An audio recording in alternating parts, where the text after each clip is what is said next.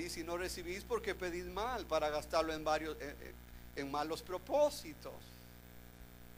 Entonces la palabra del Señor nos instruye, ¿verdad? Y la obediencia es algo que el Señor requiere de su pueblo, hermano. Él desea un pueblo obediente, que se someta a su voluntad, que no sea un pueblo renuente, que no sea un pueblo quejumbroso, que no sea un pueblo rebelde como el pueblo israelita, hermano, de que le costaba mucho al pobre Moisés para que ellos le obedecieran. Porque en cualquier cosa ellos, hermanos, se apartaban de la voluntad de Dios por sus propios caminos.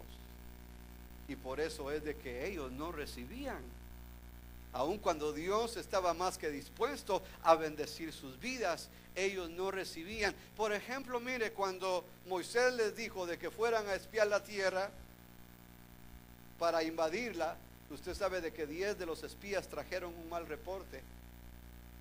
Cuando el Señor quería que ellos invadieran la tierra, ellos no quisieron. Y después que Moisés les dijo, no suban ahora porque van a perecer delante del enemigo, porque Dios no está con ustedes, porque han murmurado. Dice que le desobedecieron. Lea Números, capítulo 10, capítulo 14, se va a dar cuenta, del 10 al 14. Dice de que ellos le desobedecieron a Moisés. Y formaron ahí grupos, hermanos, con capitanes y todo, e invadieron en contra de Moisés y cayeron derrotados delante del enemigo, tal como Moisés les dijo. Porque así eran muchos de ellos, hermano, un pueblo rebelde, un pueblo indispuesto. Pero el Señor requiere de nosotros, hermano, que seamos obedientes en todas las cosas que el Señor nos da. Pero como le di los casos también, ¿verdad? De que hay que considerar. Fíjense que viene a mi mente también el caso, porque pues la palabra del Señor dice de que el Hijo debe de obedecer al Padre. Pero encontramos un caso en donde el Señor le dice a Gedeón que confronte a su propio padre, y su propio padre era un sacerdote de Baal, un sacerdote idólatra. Y el Señor le dice, ve y destruye el altar de tu padre. Así de que hay sus excepciones también, de que hay sus excepciones, pero uno tiene que obedecer, pero pueden haber casos en donde si la autoridad se ha extraviado, si la autoridad no está en lo de Dios. Entonces, por ejemplo, las leyes que están cambiando, y cada vez, hermano, esas leyes oprimen y atacan a la iglesia, ¿verdad?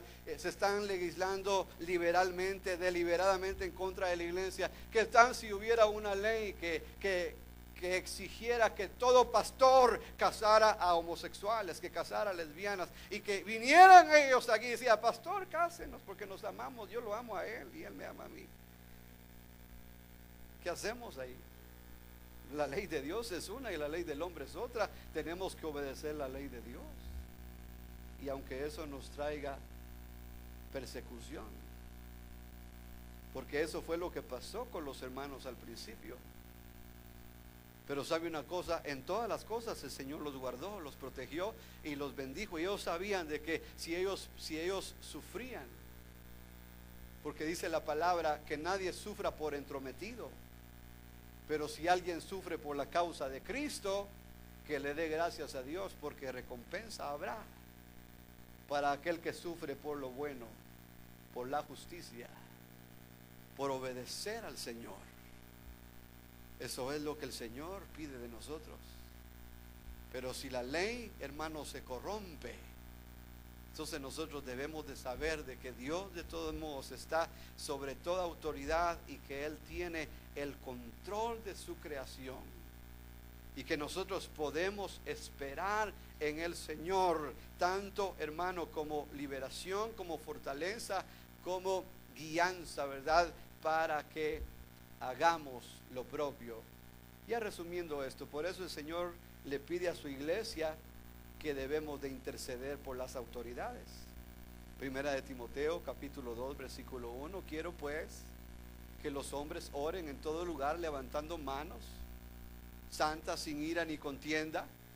Hay que orar por las autoridades que están en eminencia, para que tengamos libertad, para cumplir nuestro compromiso delante de Dios.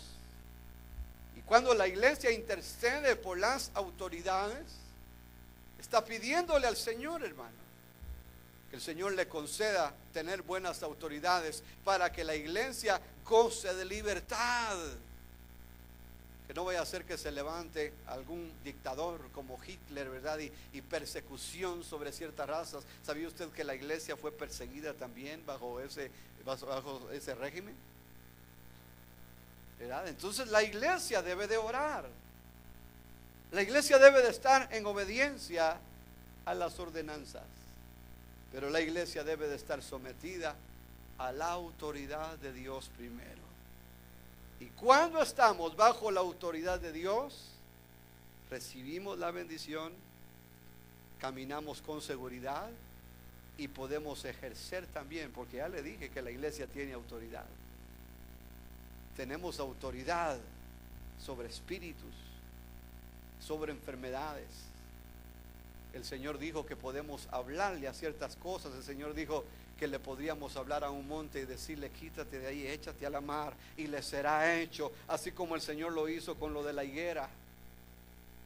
El Señor le enseñó a sus discípulos que hay cierta autoridad conferida. Es la autoridad de Cristo que fue extendida a su cuerpo, que es la iglesia, porque Cristo es la cabeza, es la autoridad de la iglesia. Y cuando el cuerpo está conectado a la cabeza, entonces se recibe la autoridad en el nombre de Cristo y se puede ejercer sobre el enemigo. Usted sabe de que cuando regresan los discípulos allá en Lucas capítulo 10, bien contentos, llegan con el Señor. Le dicen: Señor, hasta los demonios se nos sujetaban en tu nombre, Señor, bien contentos. Y el Señor les dice: aquí yo les he dado autoridad para hollar contra serpientes, contra escorpiones, y nada los dañará. Yo veía a Satanás caer como un rayo. Porque los discípulos estaban socavando, estaban menguando la autoridad del reino de las tinieblas. Y conforme la iglesia hacía sus avanzadas, el reino de las tinieblas se estremecía y huía, y hermano, y huía, y cada vez la iglesia iba tomando más dominio. Así es también ahora, cuando la iglesia está sometida a la autoridad de Cristo, tiene todo el poder de Cristo a su disposición.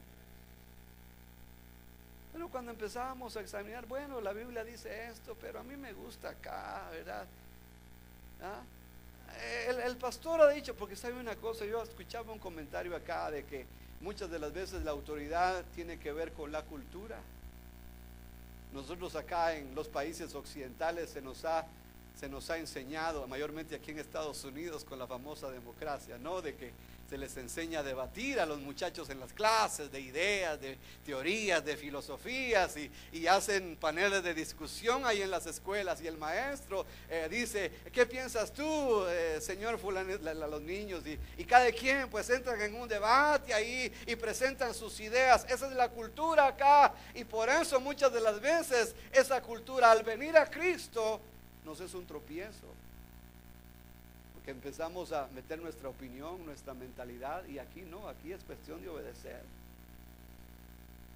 Mientras que en los países orientales, a ellos se les enseñó la obediencia, y cuando ellos vienen a Cristo no tienen problemas desobedeciendo, porque estuvieron bajo un régimen en donde se les decía lo que tenían que hacer. Y cuando vienen a Cristo, y hermano, mire, y son tan obedientes, porque yo he visto ciertos videos en donde estas culturas alaban a Dios, y el que está dirigiendo le dice: levante la mano, y todos levantan la mano a la vez. ¿Verdad? ¿No les gustaría, hermanos, de al estar en esos lugares en donde levanta y todo el mundo, hermano? Pasen al altar, vamos a orar, y toda la iglesia, ¡pum! Imagínense que una obediencia así sería maravillosa, ¿no? Pero a veces, el hermano dice levantar las manos, pero yo no siento, yo no quiero. El hermano dice que dancemos, pero ese coro que está cantando es muy a la antigua, no me gusta, ¿verdad? Es que para mí tienen que tocar de los 90s para acá, ¿verdad? O esos coros traducidos del inglés recientes, así para que yo entre en calor, en movimiento, ¿verdad? Y entonces consultamos con nuestra mente y tenemos muchos problemas al obedecer, porque culturalmente se nos enseñó el disentir, el debatir, el polemizar acerca de ciertas cosas.